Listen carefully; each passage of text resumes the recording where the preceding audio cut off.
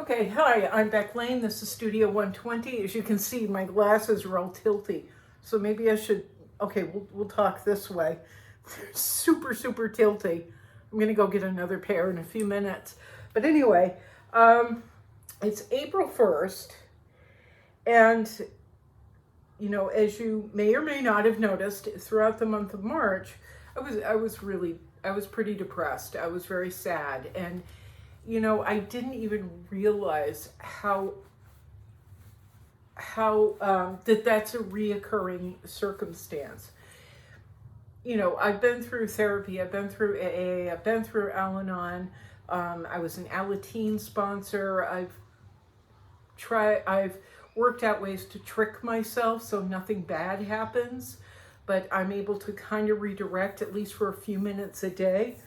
But every single March, I find myself just completely drowning in this sadness. And I forgot about it. I just totally forgot. I've been trying all my tricks and thinking, God, these are so bad. Thinking this sadness that I'm feeling this year, not recognizing that it happened last year and it's been happening almost my entire life. Thinking it would be these are terrible. It would be a forever thing this time, and I'd never come out of it. And yeah, I just thought I'd never come out of it. But it's April 1st, and here we are. I'm feeling so much better. I had a lot of things. I'm not saying this so I get all this sympathy. I'm just trying to share because most people I know get like this, and we think I cannot take another second of this. It's never going to end. It's never going to lighten. I am never going to be able to breathe again or feel any good or have anything. Okay, now I got bags under my eyes. Which is worse, the tilty glasses or the bags that you can clearly see now? Most of us feel if when we're depressed, it's never going to go away. It's like a broken leg that will never, ever, ever heal. Feels like it will never heal, but it will. And it is annually this crocus rising on April 1st where I go, ooh, that feels better. I wake up and I'm just like, ooh, that feels so much better. And it's not like I think, okay, it's April 1st. I have to stop feeling like this. It happens every single year. I just drown in it and I can't breathe and I can barely function. I can absolutely barely function. It's been going on almost my entire life, as I said. I grew up in an alcoholic family, a rageaholic family, tons of chaos, tons and tons and tons of victimization, of just constantly trying to jump through hoops and never being or seeming to be the right person, just not being inoculated as worthy of love or acceptance or any of the other traditional words. So I forget because I don't live with those people anymore. They're my parents are dead, and the rest of it I don't even care about. I really don't. And it's so, time and distance has allowed me to kind of forget why, in a way, in some ways, why I get like that. Why my thoughts always go to, you're a failure and you don't deserve to exist. Well, when you're told that from your entire life, it doesn't go away. It doesn't go away in a heartbeat, and it can raise itself back up to the surface, like the injuries, like a broken leg, like the effects of a broken leg. You broke your leg and it was decades ago, but it's going to rain, so it hurts really, really bad. That's what happens, and I kind of forgot.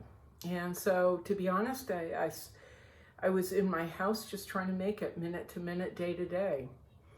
just trying not to crawl back into bed, or, you know, whatever, just trying to make it stop, and it doesn't stop. And now it's April 1st, or it didn't stop, and now it's April 1st, and here we are. Hello. So I'm sharing that, so if you go through periods like that, you're definitely not alone. You are definitely not alone. You know, most of the people I know live with PTSD and, you know, great overwhelming sadness, and the effects of being an other in a core group where you should have been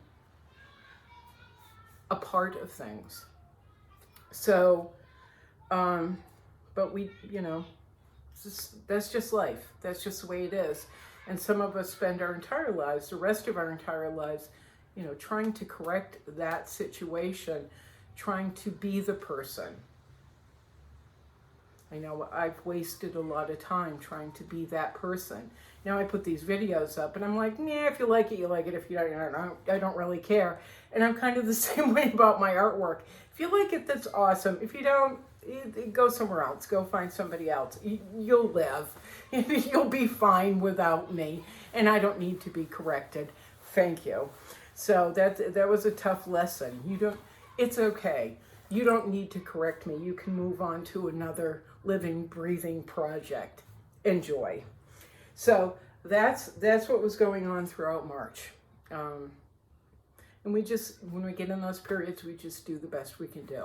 I did go ahead and create art. I hate to say that, create artwork, but I did keep producing work, kept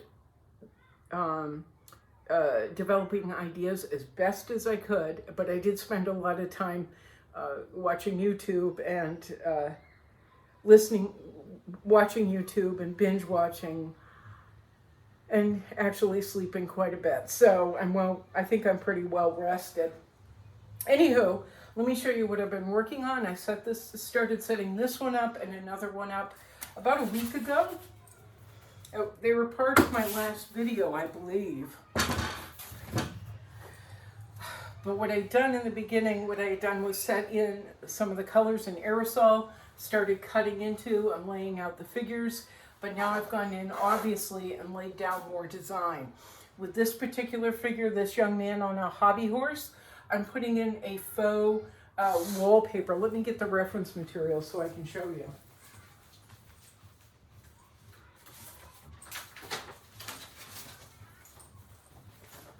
So there's no wallpaper behind this kid, but I've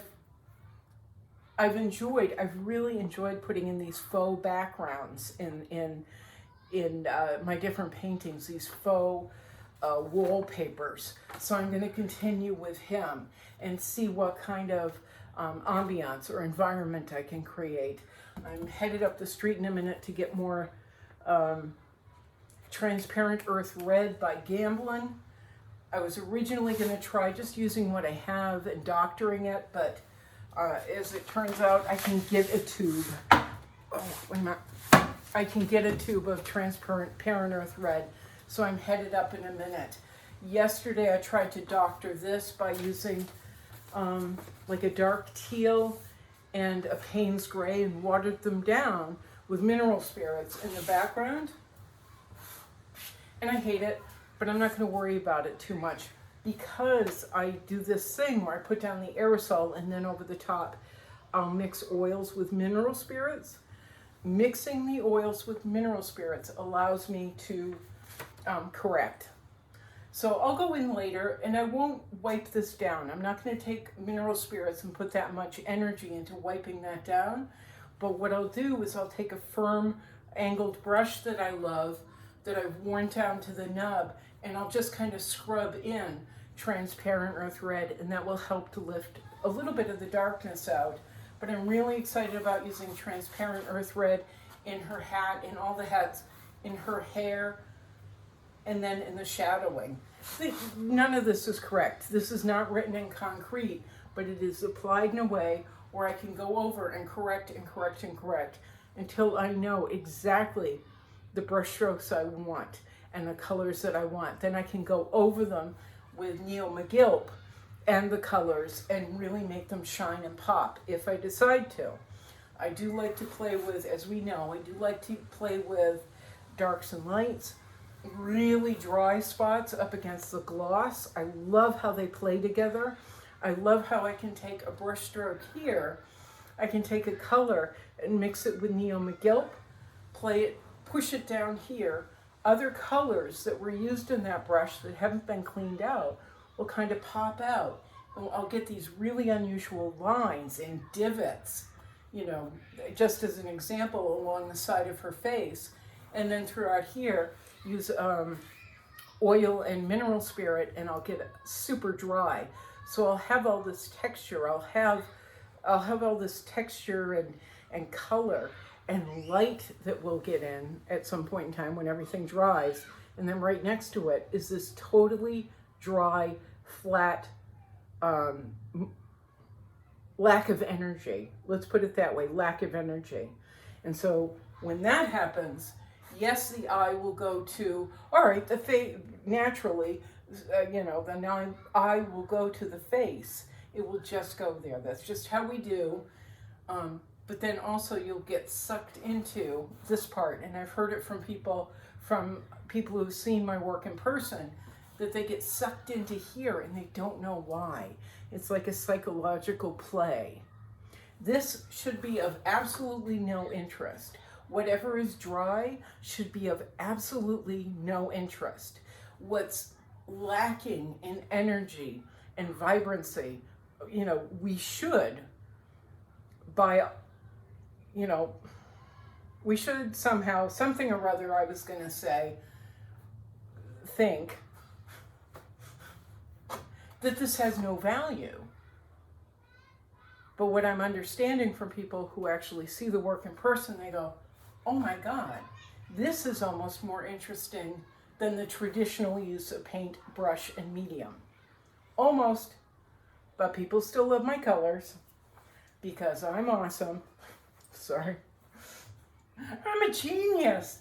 No, it's just, I've played around with things so many times. I've played with so many materials in so many ways, in so many different times and settings, that I feel like sometimes I can get it right, and I've figured it out. How to take painting and twist it and turn it upside down and put it on its head. So it is nothing you've ever seen before. It completely lacks tradition. It's not adding paint on top of paint on top of paint on top of paint, which is a mistake I've made many, many, many, many, many, many, many, many, many, many, many times, many more times than that even. And now I've got something new. I was talking with a friend this morning who, I'm really excited about this. He's finally decided to stop using traditional, recognizable images that he's been comfortable with, and he wants to start going in a new direction. I'm so, so, so excited, because this guy who is not formally trained, hello, welcome to the club. I didn't learn this from anybody either. This guy who is not formally trained has just decided to expand and grow, and he's exhausted by doing what he believes painting is. We're told that painting or working with ceramics or working with whatever material we use is the correct way. There is a correct way and there is a wrong way. I don't care. I do not care. I do not care. In fact, if anyone had taught me glossy against flats, if anyone had taught me this, if anyone had taught me how to apply color, which no one ever I got very little training in, if anyone had taught me any of the tricks that I use, I probably would have rebelled against that too. So my friend is going through an active rebellion within himself and can't quite figure out what to do. I don't want to do this anymore. I don't want to play this game. Like the sadness that I talked about. I don't want to do it anymore. Okay, then do the opposite of what you know, which is how I make it. day to day when I get like I did through the entire month of March. I don't fake it till I make it. I hate that. I absolutely hate that saying. People will say to me, friends have said to me, fake it till you make it. The people who have said that to me, they go through it themselves and they can't even fake it. Or in the end, they're like, I was so sad, I was so upset, and I was trying. It's like, yeah, just be real about it. I cannot, and anyone I know who goes through sadness, depression, anxiety, blah, we can't fake it. So we take what we have and we just find a new direction. How can I make it work? How can I make this work? How can I make what I've been doing work a little bit differently, at least for the moment? Help me get from, this state. How can I kind of just get a little bit over here? So what I do when I'm sad and depressed, okay, this is not a good example because I couldn't do this for March. Let's pretend I could though. Let's make believe. What I will do is, if my head says, and my body says, and my emotions, and my anxiety, and everything just says, don't leave the house. You can't leave the house. Then I will open the door and step outside. And actually I did do that through March. But sometimes it's not until nighttime. Yeah, I'm going to get to a really good point. Watch. So just hang in there. My head says, I'm really sad. I just got to go to the grocery store because I have no food. But I don't want to leave the house. Go to the grocery store, but instead of going to the grocery store I know where everything is, I go to another location. And then I make a deal with myself. Talk to one person and you can gift yourself something. You get a reward. And I've been doing that for, let me see. Oh, that's been 15, 16 years now. Do this impossible thing. Take this impossible situation. Do everything that your head, or do the thing that your head is saying don't do. And then once you do that, set one more little goal. Once you've accomplished them both, then reward yourself. So, here we go. I was saying to my friend this morning, because he doesn't have the money for canvases, he can't buy a whole roll of canvas like I did when I was trying to find a new direction in painting, unravel it on the floor with all new materials, and just go to town. He can't do that. So my suggestion to him and to you is, if you're just feeling mired and stuck, we've got to find a new way for you to get out of yourself. So here's what I suggested to him. Do you have something large, an old large piece of clothing, like a coat, that no one needs anymore? Unfurl it, put it on the floor. Do you have an old sheet that's really, it's stained and you don't want it anymore? Unfurl it, put it on the floor. He's going to be using a large tarp, a canvas, whatever it is that I like to cover my furniture in. A cloth tarp. He's going to be putting that down. And I'm like, don't make it perfect. Just unravel it, unroll it, throw it on the floor. Don't touch it. Just sit and look at it for a while. Do other things and then sit and look at it till your mind starts to clear a path and starts to think of other ways. Don't focus on it. Don't focus your thoughts on it. Remove yourself, your ego, your anxiety, your sadness, your frustrations. Remove it. Try and do your best to remove it from, how am I going to attack this coat, this sheet, this canvas tarp, or piece of paper? How how am I going to remove yourself from how am I going to attack it? Let your mind and the creativity stuff, let all the little neurons in your head work it out on their own without your attention. My suggestion to my friend was do other things. Just leave it on the floor and walk by it once in a while. Go for a walk. Don't touch your old stuff. Go for a walk. Take a breather. And do this for 3-4 days maybe. Your head will work it out. That passion for your artwork will connect with your neurons and it will all start to work out. And suddenly you'll be, I didn't say this to him, but I'm saying it to him now. Suddenly you'll be walking by something, whether it's house paint or tar, which a friend of mine paints with.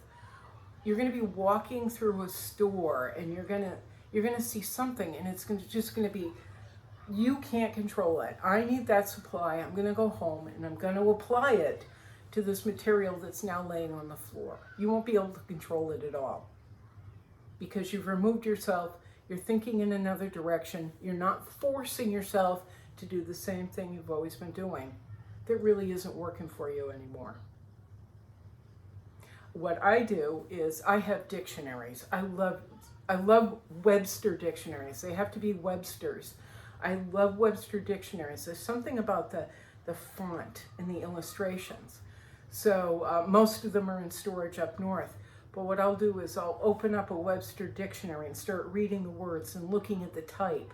I'll take off my glasses and just kind of let it go. And there's something about the rhythm in the type, the rhythm in the illustrations. And when I put my glasses back in, the shape of each letter, it's startling to me. And it brings this excitement and passion for whatever the project is alive for me. I used to write a lot of text in my work when I first started developing this way of doing things. I would put text in my work. And then I rediscovered Basquiat, but I actually discovered Basquiat and started studying him, and I went, oh, this looks like a derivative of a derivative. So we're going to stop doing that, because I was actually doing exactly what he was doing. And I completely understood his work when I started looking at it deeper and deeper. I was like, oh my God, I get this. Now we got to stop doing that thing. So anyway, if you're stuck, if you're sad, if you're stuck in your artwork, stuck in your house, if you're sad, if you're really struggling, those are my suggestions. Sit with it. Don't pretend it's not there. It's there. It's there. Take it and say, hold it and say, what is the thing that I don't want to do, but I do want to do with every ounce of my being? And then go do it. Really, for me, sometimes it's just leaving the house at all. I will sit in my house for days and then I feel horrible that I haven't left my house, and I've been, peeking around the corner at neighbors, peeking out the window and then doing this. Oh my God, did they see me? It's weird, but it's just how it goes. So maybe I can't leave when when the sun is out. Maybe we don't figure out this new material at a time of day or a time of the week when we normally would. It's okay. It's making baby steps. So I'll go out the door once the sun comes down. I went outdoors. I went to the store, or went to a store. I spoke to someone. I looked at new supplies and materials. That's my big thing. It's April 1st. We're gonna keep moving forward. We're gonna do our best. We made it through March. It's kind of remarkable, but we made it through March. Spring is on the way. So we're just going to keep working. If you have any questions or comments, write them down below. I will get back to you. If you want to send me a private email, my email address is becklane42@gmail.com.